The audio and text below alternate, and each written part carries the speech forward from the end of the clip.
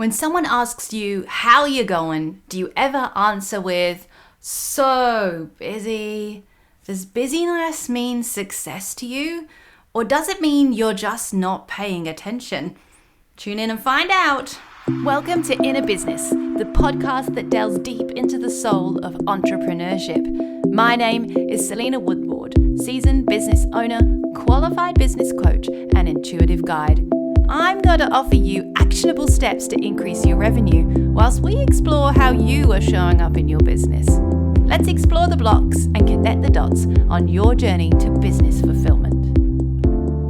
Welcome back to the Inner Business podcast. As always, I am your host, Selena Woodward. How are you? It's a bit chilly here this morning in Adelaide. I hope you're keeping warm as winter gets its grips on us. Thank you so much to everybody who tuned in to Inner Business episode 1. And thank you to those of you who took me up on the offer of downloading that amazing meditation. You can still grab that at selenawoodward.com/meditation. It's been awesome to hear from you, hear what came up for you when you took just 15 minutes of a day just for yourself, just to really reflect and feel into what was coming up for you through business. So if you haven't done that already, it's easy. Just head to selenawoodward.com/meditation. If you're listening in the car, that's spelled SELENAWOODWARD.com/meditation. Now, in this week's episode of Inner Business, I'd like us to continue the conversation around the word busy in business. Last week, we talked a lot about what comes up. What body reactions do we get? What emotions to stir as we work in our business? And I shared some stories with you about my own journey in that regard. But one of the things that I really had to watch for in my business was this idea of keeping myself busy. Now, if someone says to you, "Hey, Selena, how you going?" do you often reply with, "Oh, busy"? Busy, like a badge of honor, has become a really very common response to that. Busy. Why? Because busy is often associated with success, productivity. Busyness, if we're honest, can also help us feel like we're worthy. We're doing something. We're giving something of ourselves to something, and that hopefully will mean that we'll receive something in return. And the idea of doing the opposite, of stopping, of doing nothing for the business, not working on the socials, not writing blog posts, not creating another product, that may bring up a sort of like weakness, laziness. And it really isn't any surprise when you think about the culture that we've worked in. So at school, you used to get a grade for effort, and you used to work hard to get rewards and get your certificates in assembly for hard work. Well done, Hermione Granger. Very good. That was me. At work, someone is telling you this needs to be done by this date. Here is your team. Here are the deliverables. Get it done. And when we start our own business, we're often still in that energy of, to get stuff done, that's productivity, that's success. I need to approve myself worthy of having a business by being busy, by producing lots of things. I mean, you may even think about it. If you think like, I've done all this work for my socials this week. I've scheduled 6 months ahead or 4 weeks ahead, 2 weeks ahead today. I have worked really, really hard on this product because the last one I launched didn't really get many sales. So what I did was I got rid of that one And I created a whole nother product to add to my collection, because surely at some point, one of these products will be a success because I've worked really hard at it. Does any of this ring true to you? I used to do this too. But the thing is, when you run your own business, the only person leading that is you. Unless you have a team above you, then you have to lead your business. Now, as a teacher, I can tell you that we had plotted out your whole year. We knew when your coursework was due. We knew when your exams were due. We knew when we needed to write reports. We knew when we needed to do assessments to check your progress. And we were planning everything to the letter to make sure that the evidence of progress was there, that you were hitting your goals and your deadlines. Your teachers, your heads of year, your principals, they were leading you through your education. When you're at work for somebody else, we hope that your boss has done some work around what they need next strategically in their business, and you are the person delivering that. You are the one who's being told this needs to be done by this deadline. Here's what I need you to do. In your business, if you are the person who is still doing the social media, is creating the products, is the entire team or most of the team, we need to ask the question, who is leading all of those things?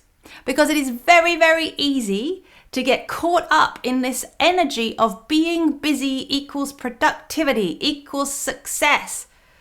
But in fact, being busy can actually mean you are making bad decisions and you are stuck and not making the progress you want. So those of you who took just 15 minutes out last week to do that meditation, you, my friends, stepped up to leadership because you stopped for a moment, you paused, and you made space to notice. If you are the leader of your business and you are still striving forward, trying to reach people, working really, really hard, really, really fast all the time, I want you to stop. I want you to do the opposite, perhaps, of what feels comfortable. I need you to notice. I also want to ask you, how much of your time are you spending trying to create value for somebody else? Let me ask that again. How much of your time are you spending trying to create value for somebody else? Now that could be your customer or client. It could be your partner. It could be your children. It could be your job because this is a side hustle. It could be your pets. How much of your time are you spending trying to bring value to someone else? Let's flip that now. How much of your time are you taking, quite rightly, I deliberately use the verb taking, to bring value to you, yourself? Because to lead your business, you first need to lead yourself. You need to make sure that you are grounded, that you are aligned with a mission, with a purpose that brings you joy and lights your fire inside. The minute you start to get really, really busy, it's a little like when you have the fire pit and everybody starts throwing logs on and it gets more and more fuel. You're doing more. We'll chuck on some social media. We'll chuck on a new product. We'll chuck on an ad campaign. We'll chuck on a webinar. What happens to the fire is it gets smothered. It doesn't have any oxygen or room to breathe, and it starts to die out. In your business, are you guilty of being so busy that you are starting to suffocate the fire, putting too many things on the fire without thinking it through? Let's just check in for a minute. Think about your work day yesterday. Take a breath.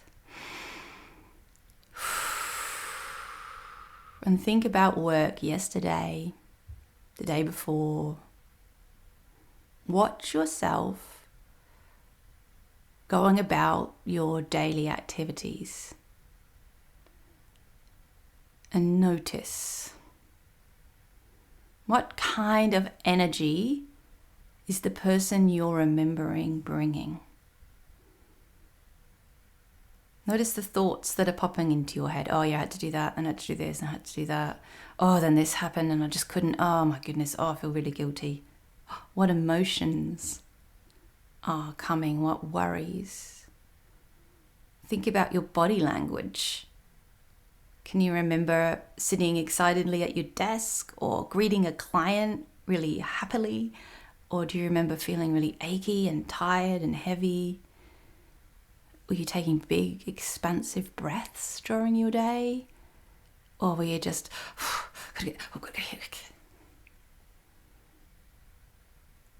if you were feeling overwhelmed, if you have lists after lists after list, if you were feeling the pressure of that, you can see how easy it becomes to smother the fire. To bring another metaphor, to not be able to see the wood for the trees. Because you, my friend, when you're in that place of spinning plates and juggling balls and overwhelm, are not leading yourself, let alone your business. You're just throwing things and hoping that something catches. So let's try this. Take another deep breath. And this time, remember or imagine a moment where you have felt a calmness and ease. What does that feel like energetically? What does your body do differently? What's happening in your mind? Is it racing? Is it slower in there? That energy of calm, groundedness is a place where you can make informed decisions, where you can see the wood for the trees. So if your product isn't selling, we don't quickly decide that the problem is the product, but we get curious and we ask questions. How many people have visited the sales page? Is it just that I need to get this in front of more people? How many people have visited the sales page and not purchased? Have I created an opportunity for the people who visit my website to hang out with me, to connect with me and get to know me before I try to sell them something? Because this is a relational experience. I don't want to ask them to marry me on the first date. That's a bit creepy. Is the problem the product? Is the answer to create a whole new one? Or is the answer to look at what's going around the product and look at the business holistically? Are you telling yourself a story about the product? Or did you fact check it? Do you know how to fact check it? Now you're leading your business. Not going, oh gosh, oh, got to do this, got to do that. The social media posts that you've been putting out, are they getting the reach? Great. How many of those are converting to a sale? What percentage? Should you be spending that much time on social media? if you're not getting any sales? Or are you just being really busy and feeling productive and trapped in a wheel? Remember that being in business means you have to lead your business. And just like when we're on an aeroplane and they do the safety thing and they say, when the air masks come down, you need to put it on yourself before assisting others. The same is true as a business owner. It is really important that you lead yourself before you lead others. So if you haven't done so already, head to selenawoodward.com/meditation. And just like everyone who listened last week, take just 15 minutes of your day to really tune in to what is coming up for you in business. And if you need any help answering the questions that appear, reach out to me. Just head to selenawoodward.com/meditation. Don't forget to comment below this video if you have any questions or if you had an aha moment today. And make sure you hit subscribe on your podcast software and like this video so that other people will see it too. If you're able to, you might even wish to leave me an Apple review on Apple Podcasts. The more reviews we get, the more people get to see and hear about inner business. Once again, thank you so much for taking time with me today. My name's Selena Woodward,